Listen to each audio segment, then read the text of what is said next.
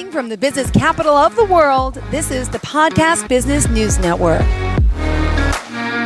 Welcome back to the show. We are joined by Jim Ramsey, our professional of the year, who is so helpful to so many families out there, couples, those getting married, those maybe thinking about divorce. He's a licensed marriage and family therapist. Of course, wants everyone to stay together and keep that bond together. And he's helping you work through offering counseling online and in person, and even some weekend retreats. So first and foremost, Jim Ramsey from Aletheia Marriage Counseling. Welcome back to the show. How are you today? Good, fine. Thank you, Jill. Well, pleasure to have you back. And let me just tell people how they can contact you. I'll give them the website, Aletheia Marriage Counseling, spelled Aletheia, marriagecounseling.com. And Jim also believes in, hey, reach out to me. What's the phone number that's best for you, Jim? 406-370-3515. All right. Well, thanks so much for being here. Just give us a quick overview about the work that you're doing and the experience you have, and then we'll get started with today's questions. Okay. Well, I've had the pleasure of specializing in marriage work for 50 years now. I was certified, licensed in 74. And this has been my life's work, and I enjoy it very much, and that's why I'm still doing it at this stage of my life, and I will until I'm too senile to do it. Aww. I'm trying to get couples, so... But you see, you are dedicated. You really love what you do, which is super important. And we're excited that you're back here today. Now, the last we spoke was just a few weeks ago. We talked more about the wife, the woman, and her, for example, her greatest needs. Now we're going to kind of switch gears and go to the male side of things. So perfect follow-up to our last show. And let's start with maybe if you can help us go over some of the husband's greatest needs from a wife. I think that men want to feel like they can take care of somebody. They want to take care of their wife. They want to take care of their kids. In fact, on a conscious or subconscious level, that's what their life is all about, taking care of my family.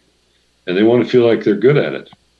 In fact, if you ask a man, what's the most important thing to you? I want to be a good husband. I want to be a good father. We're into competency. We want to feel like we're skillful, that we're good at things. And it's that need that can make a man a really fine husband, or it can lead to frustration. Because often the way a wife responds to not having her needs met is emotional. Mm-hmm. And if she's upset and crying and emphatic and saying strong things, the message he's getting is, man, I'm not cutting it. Maybe I'm not best for her, or maybe I don't know. It seems like she's always upset. There's always something wrong. Mm-hmm. And he gets discouraged. And when he gets discouraged, he'll either shut down or he'll become angry. And either of those makes the wife even more emotional, which gives him the message, it's even worse. I don't know what to do. So it's a strange dynamic that the very thing that a man needs, he doesn't get, and the very thing a woman needs, she doesn't get. And the things they do when they don't get it is compound the other side of the coin. Does that make sense? It sure does. It sure does. And just to recap, if you don't mind just going back, what was the woman's greatest need? Just to rethink that. Her greatest need is to feel like he really loves me. Mm-hmm. And wives often don't feel like he really loves me.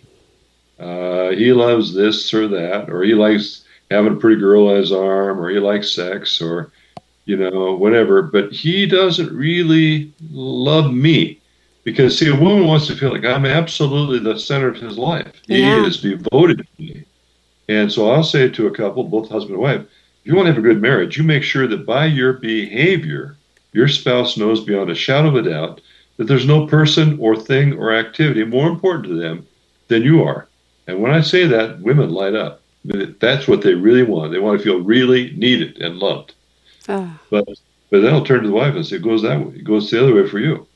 Because sometimes she feels to the husband like the kids are more important. Yeah. The house is more important. Or my hobby or my job is more important. Or my mother is more important. Or my sister or my best friend. You really want to be connected. We find that in marriage, the key is connection. Yeah. To feel we are a couple. We are together for life. And we are absolutely loyal to each other. We love each other. We love being together. And what happens is things in the world, things around us, start choking it out. And we get spread out too thin. And pretty soon we feel like I'm just a housekeeper. I'm just taking care of the kids. Or he feels I'm just the breadwinner. I'm the drone that goes out and gets the food for the nest, Mm-hmm. and mama bird feeds the baby birds, and I got to go somewhere and get more food. It's so true. You want to feel like you're still courting each other. You're still in love with each other. Yeah, no, absolutely. Well, thanks for enlightening us with that. So let's talk about some of the major changes that a wife can typically expect from her husband when the needs are met. Well, when her needs are really, I think we're talking about his needs now. Yes, we're back to his. Sorry. When his needs are met, he is really attentive because he wants to be around his girlfriend. He wants to please her. He wants to make her happy. And the kind of thing that happens is because you kind of get off the courtship track, which I encourage you to stay courtship all the way through life. But wives sometimes get busy with the kids or work, and they're not courting each other anymore.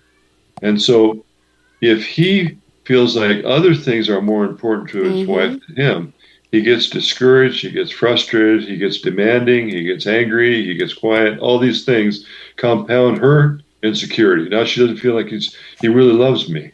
Yeah. He's there because he's got this financial investment. He wants to keep his kids, etc. But I don't know if he really wants me anymore. Okay? So the thing a wife can do that makes a big difference is if he is not meeting my needs, he's not doing the things I want him to do, then I need to have a conversation with him. Say, honey, I really miss the good old days. Yeah. I want to do more things together with you. That's music in his ears because men like to do things. They like to do things. That's what dating is, Yeah.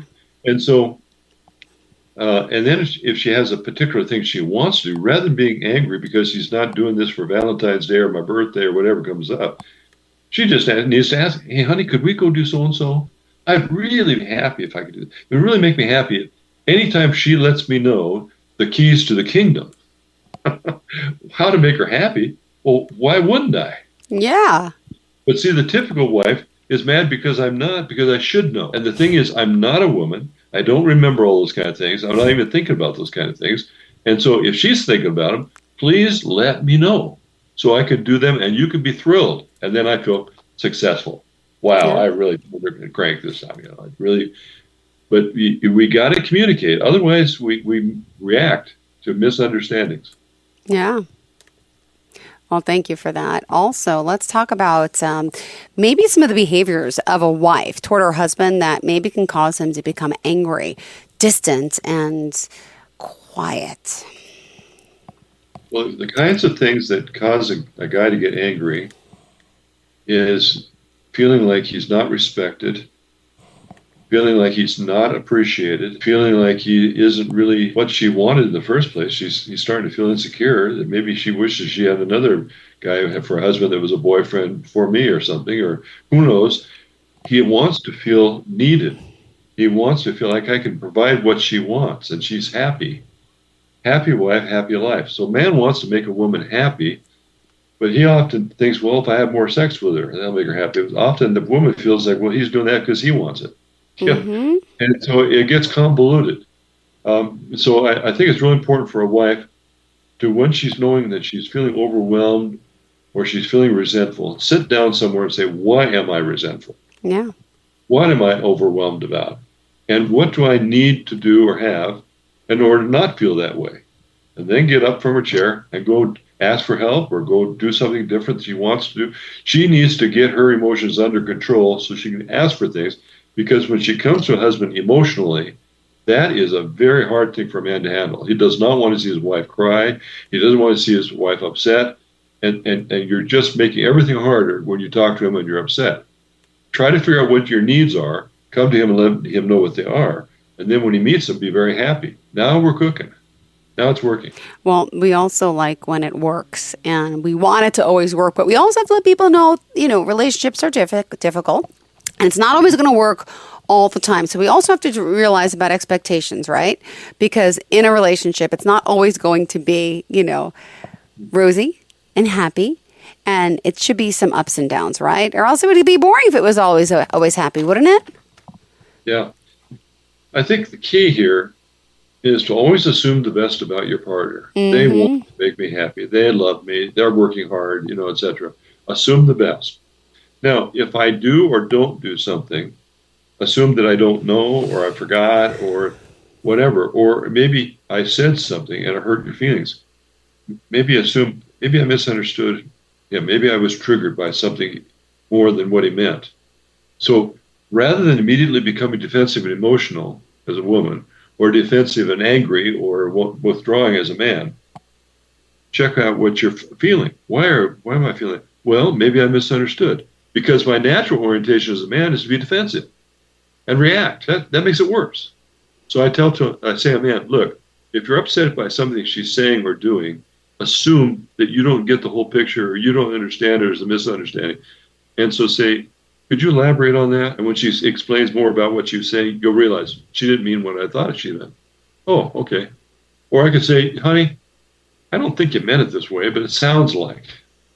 And then when she just said that, that's not what I meant. You see, about 80 or 90% of what you're upset about is a misunderstanding. If you realize that and always check that out, you will get rid of a lot of the hassles that you have, a lot of the emotional upsets, because they're based on misunderstandings and reactions. A man needs to, I cannot be defensive. I must not react. I must be curious and compassionate or empathetic. That's the key for a woman to know she's cared for. If I'm jumping the gun, I'm upset, I get loud, or, oh man, I'm doing damage. Then hurt, things get all emotional. That makes me feel like I don't do anything right. And you got a big vicious circle called the forestman of the apocalypse. That's what the research calls it. Got it. Very deadly. Well, thanks for sharing that. Also, let's just remind everyone at this time how we can contact you. Please tell us the website and phone number one more time. Yeah, the website is Aletheia Marriage Counseling, and the Aletheia is Aletheia. It's actually a Greek word that's transliterated. Yep. It means reality. Okay. Mm-hmm. And if you want to call me, just follow me on my phone, 406-370-3515. I find that convenient. It's on my body. It's a ring. Got it. That's the simplest way. You can go to my email, whatever you want to do. All right. Well, tell us a little bit about, sometimes there are some negative emotions that spouses may feel towards each other, and they're kind of like harboring it, right? And what happens in the relationship, and how can it be fixed if you are having some negative emotions towards your partner, and how do we address them with each other? Well, the key is to realize that when you're feeling upset, when you're feeling negative, there's three things you can do about it. One, you can assume that it's what they intended, and you get mad and react. Okay, now you're off to the races. They're going to get hurt and upset. They're going to react. Okay, now you have a vicious circle based on perceptions. And the perceptions were inaccurate. Okay, so that's the first thing you do. Another thing you do is just swallow it. Well, no point reacting. He's always upset. He's always angry, or she's always emotional, so I'm not going to talk. And what you're doing now is you're taking that negative experience and you're filing it in your archives. That's another example of her being self-centered, or it's another example of him being angry and mean. And so now in my brain, I'm building a caricature of my spouse. He's a mean, angry guy. She's a selfish, lazy, irresponsible, emotional, whatever it is. And that archive file just gets bigger and bigger and bigger. And you believe it more than you believe your spouse. They defend themselves. I'm not that. I don't feel that way. Well, I can prove it. You say it in your head. Mm-hmm. Okay? So the third alternative is to check out what's bothering you. Be fair to the other person. Say, honey, I think I'm misunderstanding you. Can you elaborate? Or, honey, I don't think you meant it this way. Assume the best. Yeah. But it sounds like you're saying. That way, you get it out in a decent, responsible, respectful way, and they have a chance to clarify. And then, oh, good, we're off. People get upset, and upsets last for hours or days. Anytime you're really emotionally upset more than 10 minutes, it has to do with immaturity, it has to do with your childhood, it has to do with inappropriate ways of coping with it. Yeah. It's just not, it should not be happening. Well, let's figure out maybe how we can communicate better and talk about our emotions. And one thing I learned, I learned a lot from you, but we should be talking about all this ahead of marriage, right? It would save a lot of, headache in the future before someone gets married. Why not sit down with a counselor, a professional counselor like yourself, and talk about things? Because it's the key to communication, as you say, is talking about everything, and don't wait till it's too late. Yeah, that, and if you just sit down with yourself and realize I'm thinking about making the most important decision of my entire life. I'm looking for a person that I am really compatible with. I'm very comfortable with. We can talk about anything. We laugh and have fun together. We share interests. That's what I'm looking for. So, excuse me, but I think you have a checklist you need to be going through in a very nice way as you're with this person. You don't want to get in the sack when you're, on the first date or the second date. No, I don't think you even kiss each other until you've seen each other 10 or 15 times and you feel like, she's been wanting it, so I think I want it. But just don't be in a big hurry. Yeah. Get the flag. Are the green flags? Green flags, green flags, green flags. Watch out for yellow and red. Yeah. Yellow is something you want to check out. Red is stop. Yeah. Good point. There's lots of fish in the ocean. You don't have to marry this person that's got red flags. Yeah. And if you think, they're red, well, let's check it out. I want to make sure what I'm seeing is what I'm seeing. Mm-hmm. It comes down, they are. That's how she thinks it should be done. Blah blah blah. Okay, now I know that's not what I want to live with. Proceed but with you do this before you get engaged. You do this before you get married. Got it. Because this is the biggest decision you're ever going to make. All right. It'll affect children, the whole thing. So take your time and slow down. All right. What is the major change in a relationship that occurs over time? And what are the results? So let's go over time.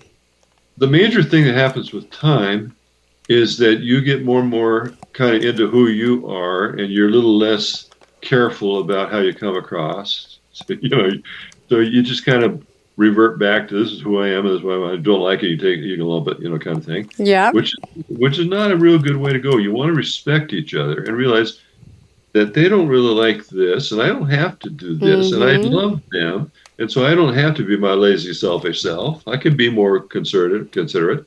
And then you begin to look at, okay, there's certain things that are different about us. There's no big deal. We don't have to worry about it. I can put up with okay. My first wife of 46 years, that's deceased, did things differently than my wife of 10 years, who was a widow and like me that we married. Okay.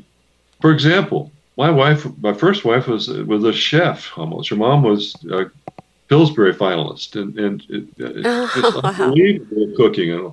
My second wife is just a wonderful, ordinary woman that just cooks ordinary and dine into all fancy sauces and fancy this and fancy that. And that's just fine with me. I don't expect her to be like my previous wife. And, her husband was a big-time athletic guy and big-time hunter. I'm not. Well, she doesn't expect me to be like him. Yeah. And so you take what you've got and you appreciate what you have and you're patient with each other. And you court each other. You have a private life, even if you have 10 kids. I don't care how many kids you have, you still have each other. And you're the center of that marriage. And you need to have secret rendezvous, your own little program with each other, your romance. Otherwise, things get stale. And all you do is work and take care of the kids in the house. And that's a bummer. You don't want to live that way. No, I don't want to live that way. Neither do I. I get it. All right. Good one. So also in time, like you mentioned, people get more comfortable with each other, but always respect the other person's wishes and thoughts. We slow down with that. Now, what about major attitudes and behaviors that need to constantly, or consistently, I should say, present for a relationship to remain healthy for a lifetime? So what are the major attitudes and behaviors? Well, the attitude is, this is the person I cherish. This is the person I put absolutely first above my mom and my brothers and sisters and my best friend, This is the person that I want to take care of. I want to protect. If she gets hurt or whatever, I take care of her the rest of her life. She gets paralyzed with the neck down, I take care of her the rest of her life. That's what I promised I'd do, and I love her. That's what I'm going to do. You see, there's a bit of an old-fashioned thing here. You're not into yourself to the point you're a selfish toad. You're loving your wife. You're loving your kids. You're taking care of other people. You're not just all the time thinking about what I want. And we have a culture now that's very immature in a lot of ways, very selfish and oblivious to things that they need to be paying attention to. And so we need to get back to some of the core values of forgiving and accepting and loving and helping and, taking care of each other. And so as you do that throughout a lifetime, you just get closer and closer and you're more appreciative. I think, I don't care how many years you've been married, you should say I love you at least 2 or 3 times a day. Why wouldn't you? And you adore each other. You appreciate each other. That's what it's all about. It's not just doing your respective things and you owe me this and I owe you that, tit for tat, any of that kind of thing. It's not like that at all. You're caring for somebody else and they're caring for you. I find that as a husband, I cannot outgive a good wife. You just can't outgive. Women are so generous. And if you're not careful, you think, well, they just want to do that because I deserve it. Wrong. No. Pretty soon, if they're doing all the giving, they're going to collapse on the floor over there somewhere, and you're going to wonder what happened because they don't have an unlimited supply.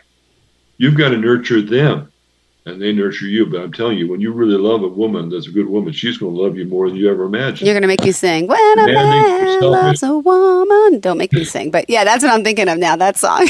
Yeah, that's true. They're by nature, they're very caring, giving, and we're by nature more selfish and solitary, but as we protect and care for, and you got to understand what their needs are, not just enough to go out and make money and not just enough to give her toys and activity, you got to care for her as a person. Got it. Well, also, let me ask this last question. What is the major cause of divorce, and what are the factors that produce this marital condition that leads to divorce? Ooh.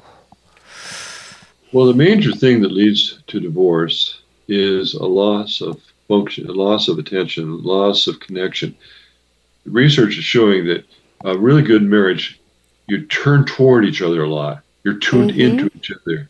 You feel connected. They are my spouse. I am their spouse. We love each other. It's special. It's not like any other friendship, And so to the degree that you are investing in your relationship continues to grow.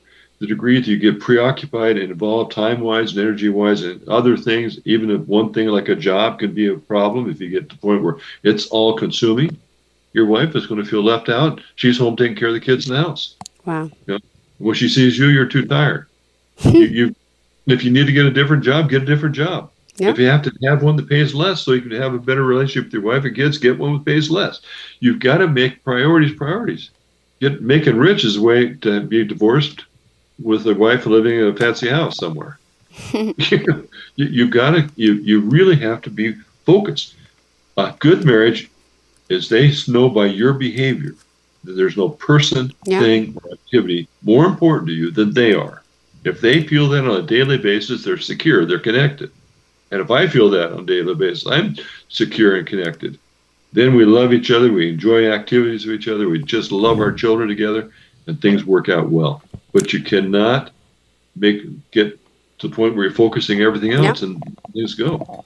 And that's what's happening in the culture right now. And what do you say? Was it 7 years? Is that kind of when you see most divorces happen? Yeah, the first 7 years is when half of all the divorces happen. And it's a major period of adjustment. Typical young people are self-centered. They want to play. They play with each other, dating and whatever. And then they have the child. And all of a sudden, I have to be totally unselfish. That little child can't talk. They have to have help. They rule. Yeah. And mom and dad are absolutely taking care of that child. But when you're mature enough that you realize we want to have children, we want the experience of raising our children and seeing them develop and grow. Okay, now we're going to do this, and it's going to take time. It's going to take energy. We're not going to have as much energy and time as we had. We're going to sacrifice because we want these children. God bless, yeah. And you're rewarded richly by a generation, two generations, three, kids and grandkids and great-grandkids. That's amazing. But you've got to be willing to put out the energy and not just be running around trying to have as much money and play as you can, because you're going to be a lonely person that ends up alone if you're not careful. So true. So true. Well, thank you so much for being here, for being such insight to so many people and helping so many marriages and couples and relationships. And you also just want people to know you're a believer in Christian counseling as well. And what are some of the other counseling you do too? Would you mind sharing? Yeah, I am a Christian, and I believe that the values that Christianity teaches are very important for healthy relationships. And also, we need the help of God to be the kind of person that we need to be. We're not naturally unselfish. We need God's Holy Spirit helping us to be godly and helpful. Now, when I'm relating to secular people, which most of the time I am, I'm not laying trips on them about spirituality. I'm kind of like your dentist that might be a Christian, or your real estate guy might be a Christian. I'm not going to lay a trip on you. But, if you're a Christian, you want to have somebody who can relate to your values and so forth, so I can relate to your values. And if you're a non-Christian but you're curious, then you can ask me questions. But I'm not going to be rude or intrusive, But my faith does inform my values, obviously. Yeah. Well, thank you so much. Pleasure having you here. And one more time, tell us how we can reach you. Yeah, you can call me on my phone, 406-370-3515. My email is jimramseymt, as in Montana, @gmail.com. Website is aletheia.marriagecounseling.com. Love to talk to you. Perfect. Thank you so much. Looking forward to the next time we get to connect. You have a fantastic day, okay? Thank you. Thank you. And to all of our listeners and viewers, stay tuned. More of the show's coming right up after the break.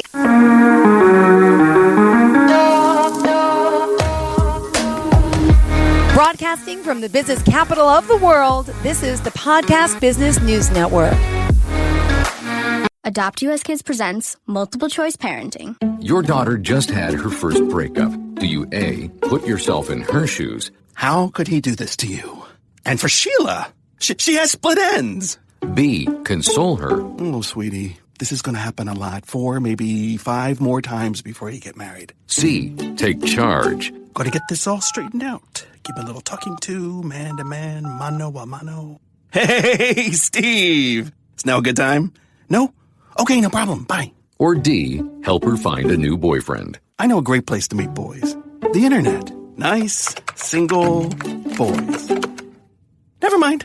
How about some ice cream? As a parent, there are no perfect answers. But you don't have to be perfect to be a perfect parent.